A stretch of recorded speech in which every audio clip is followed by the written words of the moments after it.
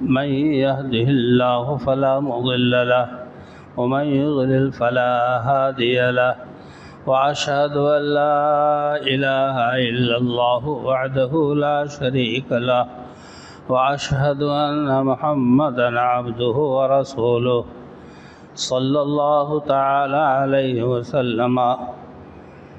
أما بعد فإن خير الحديث كتاب الله وخير الهدي هدي محمد صلى الله عليه وسلم وشر الأمور محدثاتها وكل محدثة بدعة وكل بدعة ضلالة وكل ضلالة في النار.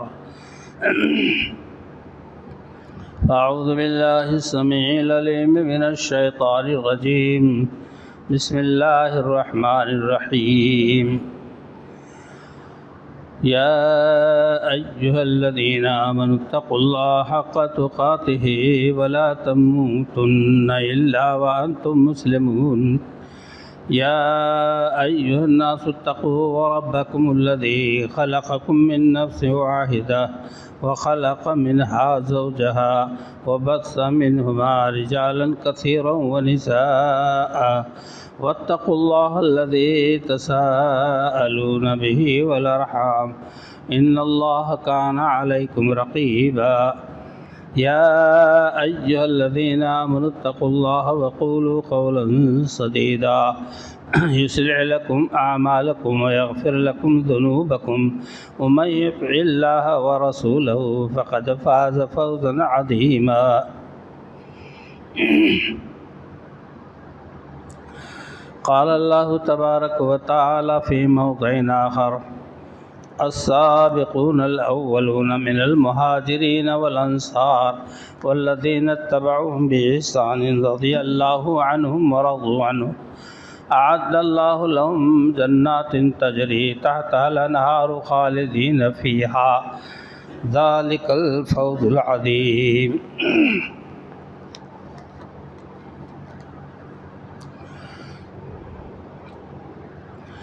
اللہ رب العالمین کی جو ساری کائنات کا تنہا خالق و مالک اور مدبر ہے، اسی کی فرما روائی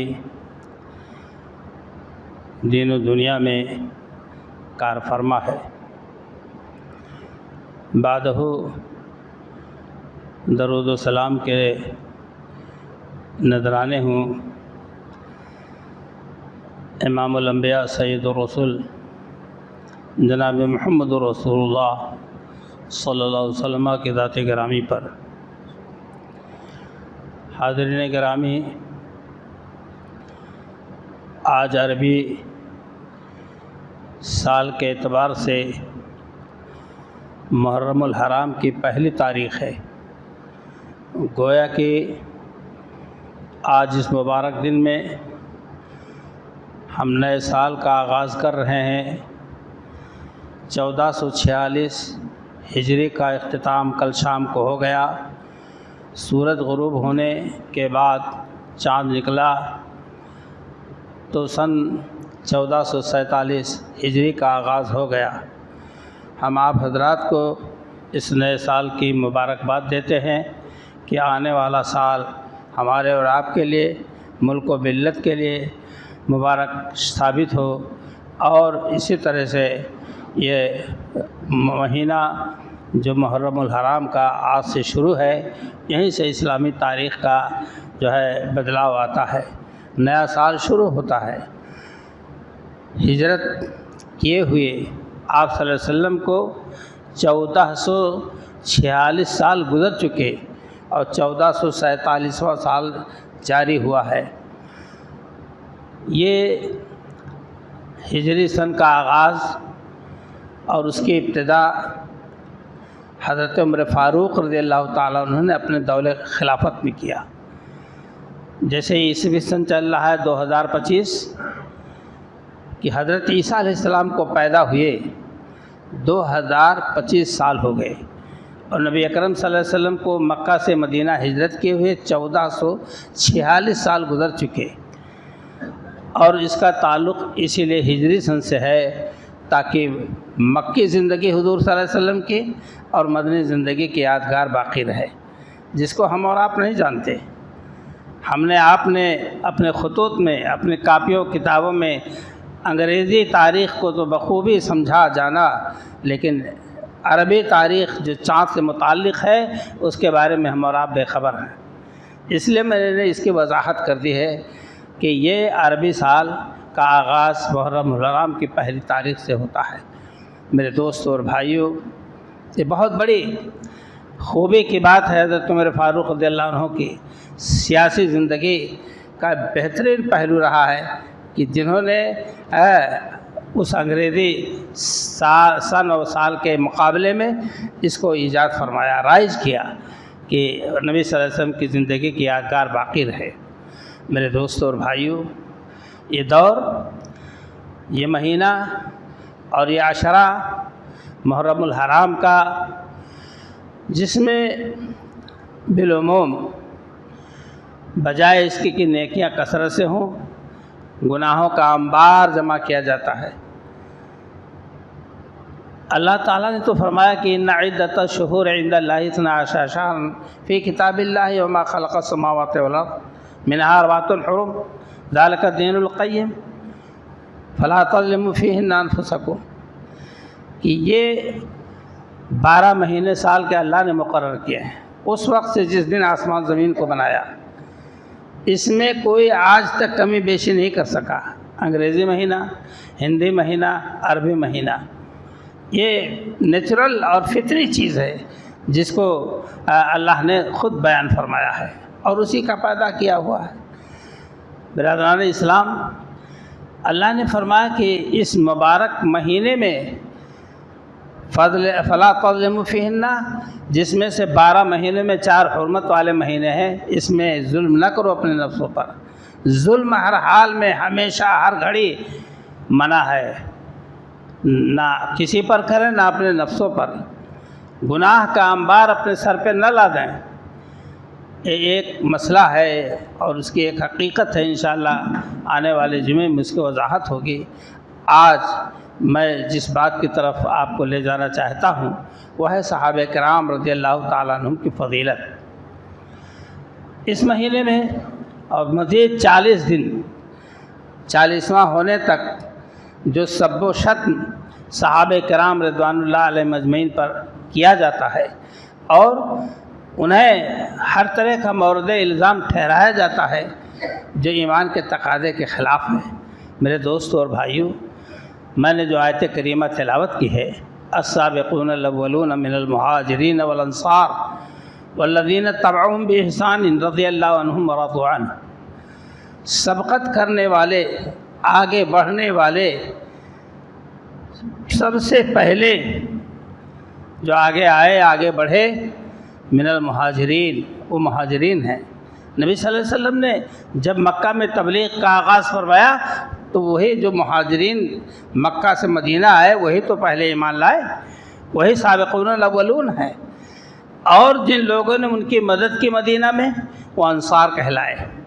اللہ کہتا ہے کہ السابقون الاولون من المہاجرین والانصار والذین اتبعوہم باحسان، اور اس کے بعد جن لوگوں نے انصار اور مہاجرین کی پیروی اخلاص کے ساتھ کی، ان کے نقش قدم پر چلے، وہ سب کے سب کے بارے میں اللہ تعالیٰ 2 چیزیں فرما رہا ہے، رضی اللہ عنہم ورضوا عنہ، اللہ ان سے راضی ہو گیا، ان کے اعمال اور عقائد سے اللہ راضی ہو گیا، اعلان ہے اللہ کا، ورضوا عنہ، اور اللہ سے بدلہ پا کر وہ لوگ راضی ہو گئے۔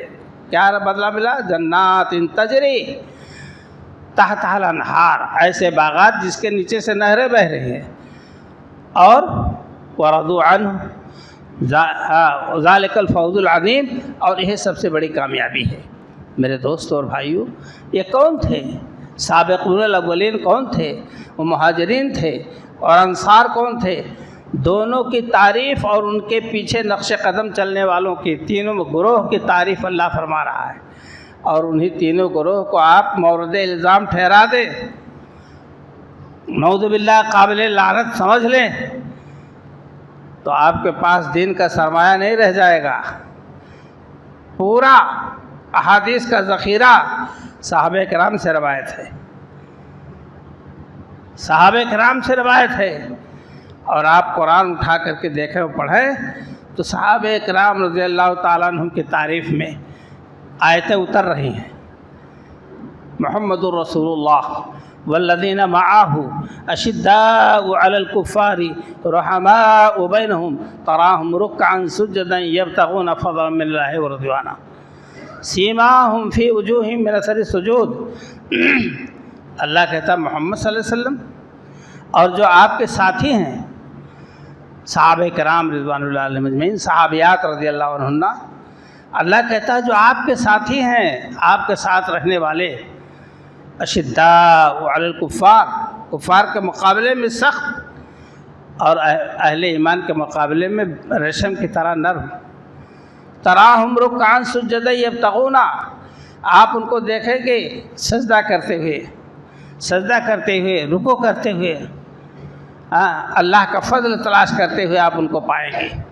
یہ دن کے سپاہی تھے اور رات کے راہب، رات میں اللہ کی عبادت کرتے تھے، دن میں اللہ کے دین کو پھیلاتے اور اس کی تبلیغ فرماتے تھے۔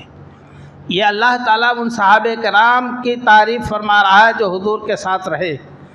اگر ان کے اندر ایمان میں نفاق ہوتا، خلل ہوتا، صحابہ کرام کے دل کے اندر ذرہ برابر شریعت اسلامیہ کے خلاف جس پر ایمان لائے تھے شک و شبہ ہوتا تو یہ مکہ اپنا وطن چھوڑ کر، اپنا خاندان چھوڑ کر، اپنا گھر و بار چھوڑ کر، اپنے آل اولاد چھوڑ کر مدینہ نہ آتے، کہہ دیتے وہیں پر کہ جانے دو جو جا رہا ہے، ہم اتنی مصیبت میں اپنے آپ کو نہیں ڈال پائیں گے، اتنی تکلیف میں ہم اپنے آپ کو، اپنے بال بچوں کو، خاندان کو نہیں ڈال پائیں گے۔ نہیں، لیکن ایسا نہیں ہوا۔ یہ ام سلمہ رضی اللہ تعالیٰ عنہ ہے، ایک مثال کے طور پر پیش کر رہا ہوں۔ جب اپنے شوہر کے ساتھ ہجرت کے لیے نکلی تو شوہر تو ان کے چلے آئے، لیکن ام سلمہ کے مائکے والوں نے، باپ نے، بھائی نے ام سلمہ کو کھینچا اپنی طرف، اور وہ بچہ جو ام سلمہ کا تھا اس کو ددھیال والے اپنی طرف کھینچ رہے تھے، ننھیال والے اپنی طرف کھینچ رہے تھے۔ قریب تھا کہ بچے کی جان نکل جائے، لیکن ددھیال والے اس کو لے گئے۔ باپ کہیں ہے، ماں کہیں ہے، بیٹا کہیں ہے، ام سلمہ اسی جگہ پر آ کر کے روتی اور شام ہو جاتا، شام کو واپس گھر جاتی۔ پھر دوسرے دن یہ کیا تھا؟ کیا یہ توبہ نہیں کر سکتی تھی اسلام سے؟ باپ دادا کے بتائے ہوئے راہ پر نہیں چل سکتی تھی کہ ہمارا باپ سلامت رہے، ہمارا میکہ سلامت رہے اور ہم مکہ چھوڑ کر نہیں جائیں گے؟ لیکن نہیں، ایمان میں جنبش ہو تو حیرت مجھ پر۔ صحابہ کرام، صحابیات رضی اللہ عنہن نے عہد و پیمان باندھا تھا، اللہ کی وحدانیت کا دم بھرا تھا، رسول اللہ صلی اللہ علیہ وسلم کے رسالت کا اقرار کیا تھا، اس کے فوائد دینی و دنیوی وہ سمجھ چکے تھے، اس لیے سب کچھ گوارا کر لیا۔ اور انہیں صحابہ کرام رضی اللہ تعالیٰ عنہ کے بارے میں اگر ہمارا عقیدہ، ہمارا عمل خراب ہو جائے اور اعتراضات شروع کر دے تو ہم اپنے ایمان کو ٹٹولیں کہ ہمارا ایمان ہے بھی کہ نہیں ہے۔ آپ دیکھ رہے ہیں کہ ابو بکر صدیق رضی اللہ تعالیٰ عنہ غزوہ تبوک کے موقع پر گھر کا سارا سامان اٹھا لائے، چندے میں۔ عمر فاروق رضی اللہ عنہ آدھا سامان لائے، تاریخ گواہ ہے۔ حضرت ابو طلحہ انصاری اللہ کے رسول صلی اللہ علیہ وسلم کے مہمان نوازی کے لیے اٹھے تو بیوی نے کہا گھر پہ تو کچھ نہیں سوائے بچوں کے کھانے کا، یا تو بچے کھا لیں یا مہمان۔ کہا ایسا کرو بچوں کو سلاؤ لوری دے کر، اور چراغ کا فلیتا گھٹانے بڑھانے کے بہانے چراغ بجھا دو، ہم اندھیرے میں مہمان کے ساتھ بیٹھ جائیں گے، ہم اپنا ہاتھ چلاتے رہیں گے، منہ چلاتے رہیں گے، اللہ کے رسول کا مہمان آسودہ حال ہو جائے گا، ہمارے لیے یہی بڑی بڑی خوشی۔ یہ سارا کام انجام پایا۔ اللہ تعالیٰ دیکھ رہا تھا کسی اخلاص کے ساتھ، کسی اثار و قربانی کے ساتھ اللہ کے رسول کا ساتھی صحابی ابو طلحہ خود بھوکے رہتے تھے، اوروں کو کھلا دیتے تھے، کیسے صابر تھے محمد کے گھر آنے والے چنانچہ نتیجہ یہ ہوا وَيُؤْثِرُونَ عَلَىٰ أَنفُسِهِمْ وَلَوْ كَانَ بِهِمْ خَصَاصَةٌ، وہ لوگ صحابہ کرام جو ترجیح دیتے ہیں دوسروں کو اپنے اوپر جبکہ اس کی ضرورت ان کو خود ہے. وہ خود بھوکے تھے، ان کے بچے بھوکے تھے، ان کی بیوی بھوکی تھی، لیکن کھانا مہمان کو کھلا دیا اور خود بھوکے سو رہے. یہ کس کی تعریف میں آیا ہے؟ منافق کی تعریف میں. اللہ منافق کا حال نہیں جانتا؟ جو علیم بذات صدور ہے، کیا اس کو پتہ نہیں ہے کہ محمد صلی اللہ علیہ وسلم کے ساتھی کیسے ہیں؟ ان کے اندر نفاق ہے کہ اخلاص ہے؟ وہ دیندار ہے کہ بے دین ہے؟ کیا مولا کریم کو پتہ نہیں؟ ویسے ہی تعریف کر دیتا ہے. جہاں جہاں قرآن کریم میں آیا اللہ اور اس کے رسول کے ساتھیوں کا ذکر آیا، اللہ تعالیٰ نے فوراً رضی اللہ عنہم ورضوا عنہ ارشاد فرمایا کہ اللہ ان سب سے راضی ہو گیا، اور اللہ تعالیٰ نے جو بدلہ دیا جنت، وہ پا کر کے وہ لوگ خوش ہو گئے. غزوہ احد میں بات آ گئی تو غزوہ احد میں جو صحابہ کرام 70 صحابہ کرام شہید ہوئے تھے، شہادت کا مرتبہ بہت بلند ہے. اللہ نے ان کی روحوں کو جنت میں ہرے ہرے پرندوں کے قالب میں سانچے میں ڈال دیا. اب وہ جنت میں اڑ رہے ہیں، کھا رہے ہیں، پی رہے ہیں، مزے لے رہے ہیں، اور عرش کے نیچے جو قندیلیں ہیں ان میں جا کر آرام فرما ہوتے ہیں. یہ شہدائے احد کہتے ہیں کاش کہ ہماری اس زندگی کا تذکرہ کوئی جا کے ہمارے بھائیوں سے کر دیتا اور بتا دیتا ہے کہ ہم کس بلند مرتبے میں ہیں، کتنے ناز و نعم میں ہم، شہادت کے بدلے ہم کو جو اجر ملا ہے کس قدر ہم بلندی پر ہیں.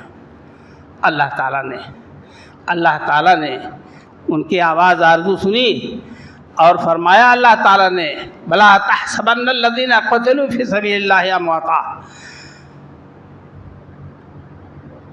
لوگ یہ نہ سمجھے جو اللہ کی راہ میں شہید کیے گئے کہ وہ مردہ ہو گئے، بلکہ اللہ کے پاس وہ روزی پاتے ہیں، زندہ ہیں.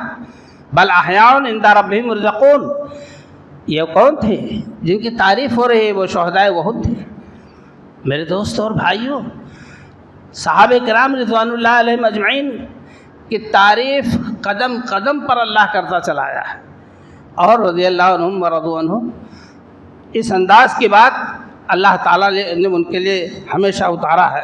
میرے دوستوں اور بھائیوں، یہی نہیں، آپ صلی اللہ علیہ وسلم نے جب غزوہ تبوک کا اعلان کیا تو پھل آ چکے تھے، گرمی کا موسم تھا، سائے میں لیٹنے بیٹھنے کا زمانہ آیا تھا، لطف اندوز ہونے کا دور آیا تھا. اہل عرب کے لیے وہ بڑا ہی خوشگوار موسم ہوتا ہے جب کھجور تیار ہوں اور سائے میں بیٹھنے کا موقع ملے. اتنے میں غزوہ تبوک کے لیے تیاری کا اعلان ہو گیا. میرے دوستوں اور بھائیوں، لوگ اللہ کے رسول صلی اللہ علیہ وسلم کے ایک اعلان پر چندہ بھی لائے اور سواریاں تیار کی، نکل پڑے. بڑا لمبا سفر تھا، سواری کم تھی، خورد و نوش کے سامان بہت معمولی تھے. ایک بار تو یہ ہوا کہ اللہ کے رسول صلی اللہ علیہ وسلم اجازت دیں تو ہم اپنے موٹ ذبح کر کے کھائیں، نہیں بھوکوں مر جائیں گے. عمر رضی اللہ عنہ تشریف لائے اور کہا اللہ کے رسول صلی اللہ علیہ وسلم اس کی اجازت نہ دیجیے، آپ ایسا اعلان کر دیں کہ لوگوں کے پاس جو کچھ بھی ہے، ایک لقمہ، دو لقمہ، ایک مٹھی، دو مٹھی، ایک کھجور، دو کھجور لا کے آپ کے سامنے رکھ دیں، آپ برکت کی دعا کر دیں، لوگ اسی کو کھائیں، استعمال کر لیں. چنانچہ آپ نے منع فرمایا اور اس کے بعد سامان اکٹھا ہوا، دعائے خیر کی برکت ہوئی، سب کھائے، شکم سیر ہوئے اور اپنے برتنوں میں بھر کر لے گئے. اللہ اکبر! کتنا وہ سفر مشکل کا سفر تھا. اسی کو جیش اسرا کہا ہے سیرت اور احادیث کی روشنی میں کہ تنگی کا سفر، تنگی کا لشکر جو غربت اور تنگ دستی کا شکار تھا. ایک ایک اوٹ پر 10-10 لوگ باری باری سوار ہوتے تھے. غزوہ تبوک تک پہنچتے، وہاں تبوک تک پہنچتے غزوہ نہیں پیش آیا. رومی گھبرا کر پیچھے ہٹ گئے، میدان میں نہیں آئے. مگر مشکل کے وقت میں بھی صحابہ کرام میں سے کسی نے آپ کا ساتھ نہیں چھوڑا کہ کون جائے جان کھپا دے۔ آپ نے پڑھا، آپ نے سنا کہ قوم موسیٰ نے کہا تھا، جب حضور اکرم صلی اللہ علیہ وسلم نے خطاب کرتے ہوئے غزوہ احد کے موقع پر بار بار ارشاد کیا تو مہاجرین تو کھڑے ہو کر کہتے لبیک میں حاضر ہوں، انصار میں سے کوئی نہیں بول رہا تھا، اور آپ صلی اللہ علیہ وسلم بار بار ابھار رہے تھے، بار بار دعوت دے رہے تھے غزوہ کی طرف۔ اب انصار مدینہ نے سمجھا کہ اللہ کے رسول صلی اللہ علیہ وسلم کا روئے سخن ہم لوگوں کی طرف ہے، ہم میں سے کوئی نہیں کھڑا ہوتا۔ سعد بن معاذ رضی اللہ تعالیٰ عنہ غالباً ہے، وہ کھڑے ہو گئے، عرض کیا اللہ کے رسول صلی اللہ علیہ وسلم شاید آپ کی گفتگو کا رخ ہم انصار کی طرف ہے، تو آپ اطمینان رکھیں، ہم آپ کے ساتھ رہیں گے، دائیں سے بائیں سے آگے اور پیچھے سے لڑیں گے، ہم آپ کے معاون و مددگار ہیں، ہم قوم موسیٰ نہیں ہیں کہ کہتے اذهب انت وربك فقاتلا انا هاهنا قاعدون۔ ہم موسیٰ کی قوم نہیں ہے کہ کہتے ہیں موسیٰ تم جاؤ، تمہارا رب لڑا ہے، ہم یہاں تشریف فرما بیٹھے ہیں، آرام کر رہے ہیں۔ ہم تو آپ کے حکم پر سمندر میں چھلانگ لگا دیں گے، ہم برقِ غماد تک پہنچ جائیں گے، آپ کے ایک اشارے کی ضرورت ہے، ہم نے آپ سے جان و مال کا سودا کیا ہے، عہد و پیمان باندھا ہے، اور اس کو صحابہ کرام نے نبھایا۔ انہیں صحابہ کرام رضی اللہ تعالیٰ عنہ کے بارے میں اگر ہمارے عقائد پھسپھسے ہو جائیں، دوسروں کی سنی ہوئی بات پر آپ فوراً اس پر جو ہے شاہد کی مکھی کی طرح سے ٹوٹ پڑے کہ ہاں یہ بھی کوئی بات کہہ رہا ہے۔ میرے دوست اور بھائیوں، ہمیشہ نگیٹو انداز میں باتوں کو لینے اور سمجھنے کی کوشش کیجیے۔ آپ کو یہ پتہ نہیں ہے کہ صحابہ کرام رضی اللہ تعالیٰ عنہ کن کو کہا جاتا ہے؟ حافظ ابن حجر اسقلانی رحمۃ اللہ علیہ فرماتے ہیں من لقی النبی صلی اللہ علیہ وسلم مومنا بہ ومات علی الاسلام۔ صحابی وہ ہیں جنہوں نے نبی صلی اللہ علیہ وسلم سے ملاقات کی ایمان کی حالت میں، ملاقات تو ابو جہل نے بھی کیا تھا، ابو لہب نے بھی کیا تھا، عتبہ شیبہ نے کیا تھا، کافروں کی جماعت نے کیا تھا، لیکن وہ صحابی نہیں کہلاتے۔ صحابی وہ ہے جو حضور صلی اللہ علیہ وسلم سے ملاقات کے ایمان کی حالت میں، اور جب ان کی موت ہوئی تو اسلام پر، ایمان پر، وہ ہے صحابہ کرام رضی اللہ عنہ۔ آج آپ کی زبان سے کہلوایا جاتا ہے کہ آپ کے ابا صحابہ میں دفن ہیں، قبرستان کو صحابہ کہا گیا، اور جاہل مسلمان جس کو کچھ نہیں پتہ سر و پیر کی، وہ اپنی زبان پر اس لفظ کو لاتا ہے میرے ابا کا انتقال ہوا، صحابہ میں دفن ہے، قبرستان کا نام صحابہ رکھوا دیا تذلیل کے لیے، صحابہ کی تحقیر کے لیے، صحابہ کے مرتبے کی تخفیف کے لیے۔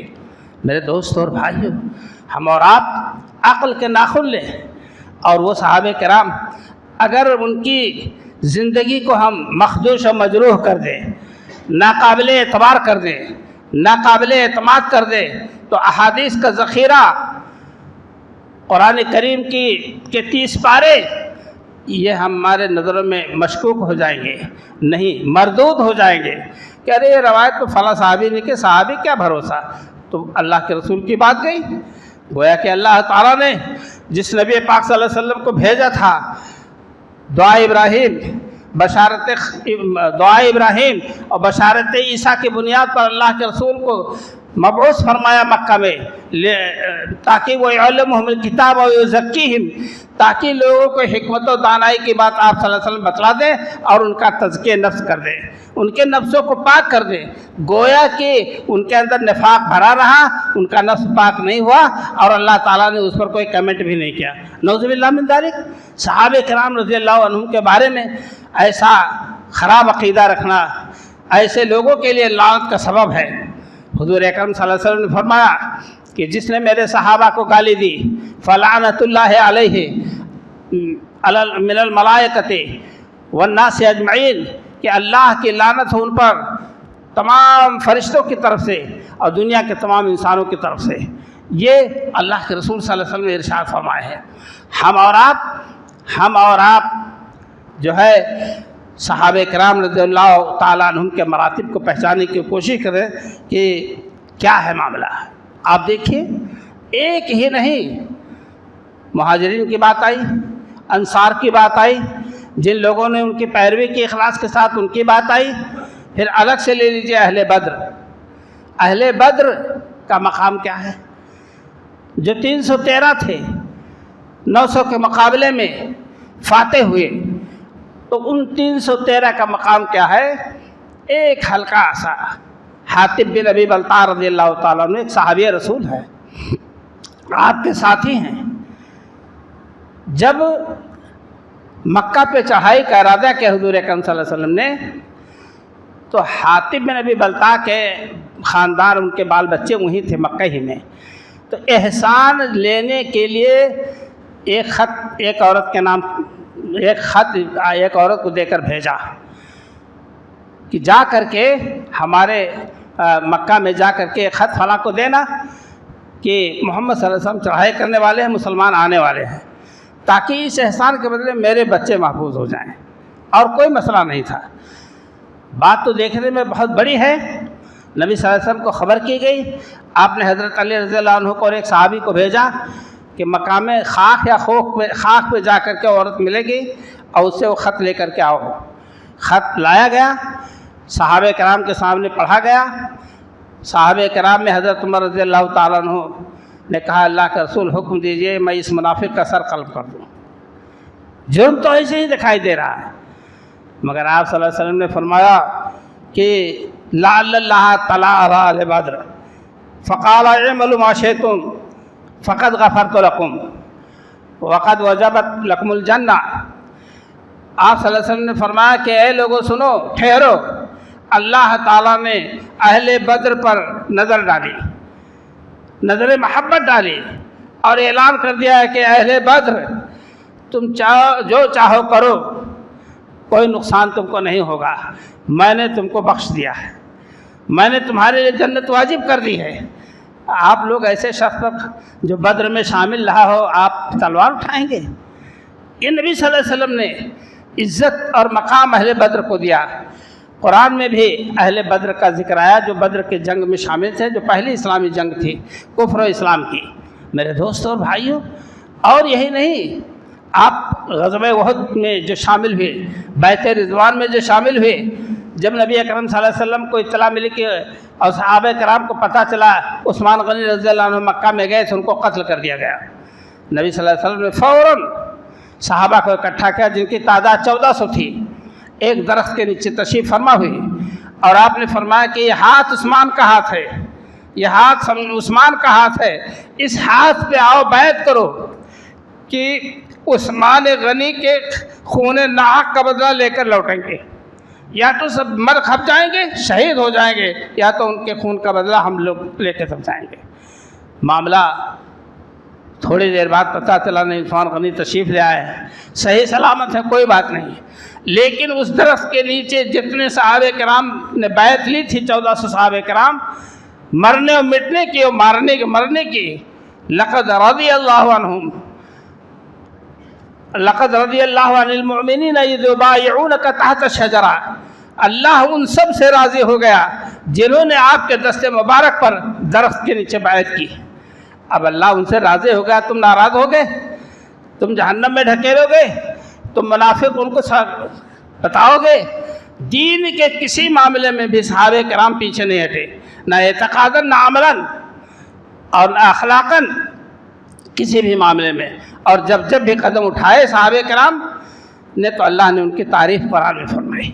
آپ کو میں بتاؤں، یہ غزوہ احد ہے، 1000 کی تعداد میں تقریباً رسول اللہ صلی اللہ علیہ وسلم نکلے، اور احد میدان تک پہنچتے منافقین کا سردار، منافقین کس کو کہتے ہیں، نفاق کس کو کہتے ہیں، عبداللہ بن ابی بن سلول 300 ساتھیوں کو لے کر واپس آ گیا عین غزوہ کے وقت، کہ آج کل میں جنگ چھڑنے والی ہے، تاکہ مسلمان کی کمر ٹوٹ جائے، پست ہو جائے، دون ہمت ہو جائے، ہمت ان کی ٹوٹ جائے، کیونکہ جہاں 1000 میں سے 300 نکلیں گے تو ان کی ہوا اکھڑ جائے گی۔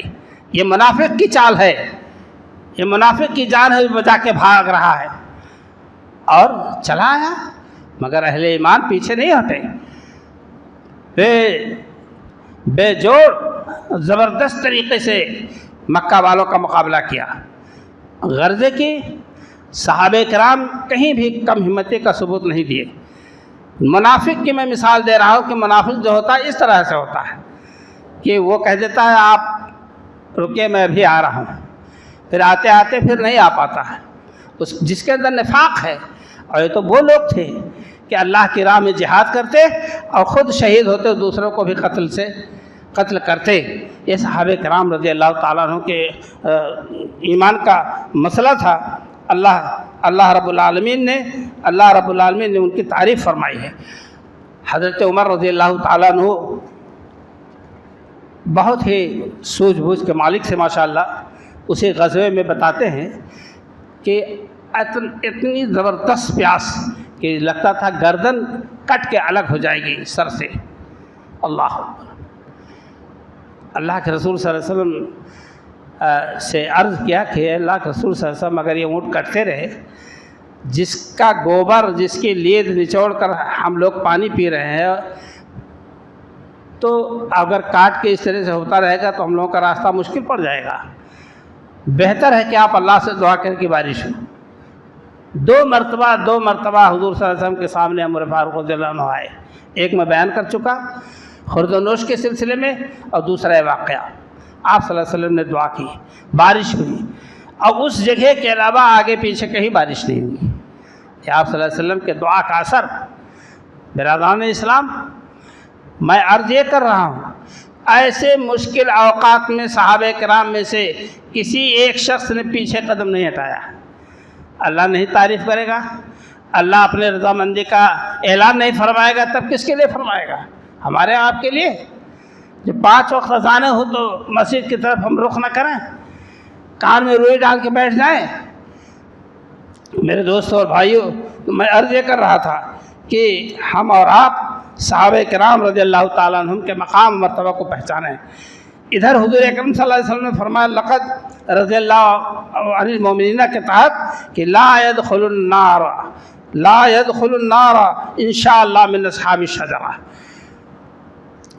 اللہ نے چاہا تو شجرہ یعنی درخت کے نیچے بیعت کرنے والے لوگ جنت میں داخل ہوں گے، جہنم ان کو نہیں چھو سکتی، جہنم میں نہیں جائیں گے۔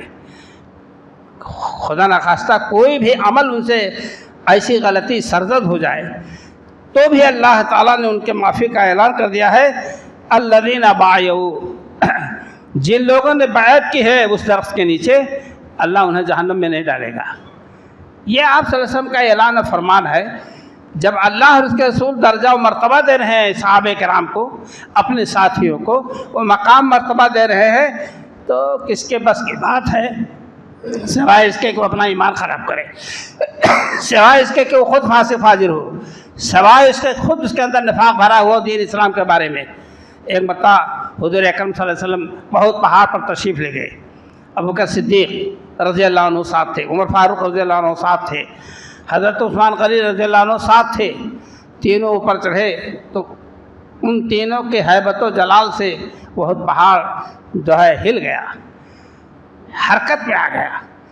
تو آپ نے فرمایا کہ اے وہ ٹھہر، تیرے اوپر ایک نبی ایک صدیق ہے اور تیرے اوپر اس وقت 2 شہید ہیں، عثمان غنی اور عمر فاروق رضی اللہ عنہ دونوں شہید ہوئے، ان کو شہادت ملی، اور ادھر صدیق اکبر رضی اللہ عنہ، ادھر حضور اکرم صلی اللہ علیہ وسلم۔ آپ نے فرمایا کہ وہ ٹھہر جا، حرکت نہ دے، یہ تکلیف کا باعث ہے، تیرے اوپر تو اس وقت نبی ہے، صدیق ہے اور 2 شہید ہیں۔ آپ نے ان کو اپنے ساتھ، میں انشاءاللہ آنے والے جمعہ میں اہل بیت کی صحابہ کرام کی مزید عظمت و عزت کا اظہار کروں گا انشاءاللہ کہ اہل بیت کون ہے، اہل بیت کا کیا مقام ہے، ہمارا آپ کا عمل اور ایمان و عقیدہ ان کے بارے میں کیا ہونا چاہیے، اور اسی کے ساتھ ساتھ صحابہ کرام رضی اللہ تعالیٰ عنہ کے حالات کا جائزہ انشاءاللہ لیا جائے گا۔ میں آپ سے اتنا کہنا چاہتا ہوں، عرض کرنا چاہتا ہوں کہ ہم کسی کی بات میں آ کر نعوذ باللہ من ذالک صحابہ کرام کے بارے میں ذرہ برابر بھی ان کے اعزاز میں کمی نہ آنے دے، نہ ان کے مرتبے میں کسی طرح کا جو ہے ہم شک شبہ میں پڑیں۔ یہ عین ایمان ہے۔ اگر ہم نے کسی کی بات میں آ کر ان کی غلط باتوں کا ہم اور آپ شکار ہوئے، اللہ تعالیٰ کے یہاں جواب دہ ہونا پڑے گا۔ ہم سے تو آپ سے وضو تک نہیں کیا جاتا، اور ان صحابہ کرام جنہوں نے اپنی زندگیاں لٹا دیں اللہ کی راہ میں، اور انہی کے بارے میں جب قرآن اور حدیث دونوں تعریف کریں، ان کی تنقیص کریں اور ان کی تحقیر کریں، تو ہمارے ایمان کی کمی ہے۔ اللہ تعالیٰ سے دعا ہے کہ رب کائنات ہم تمام لوگوں کو صحیح معنوں میں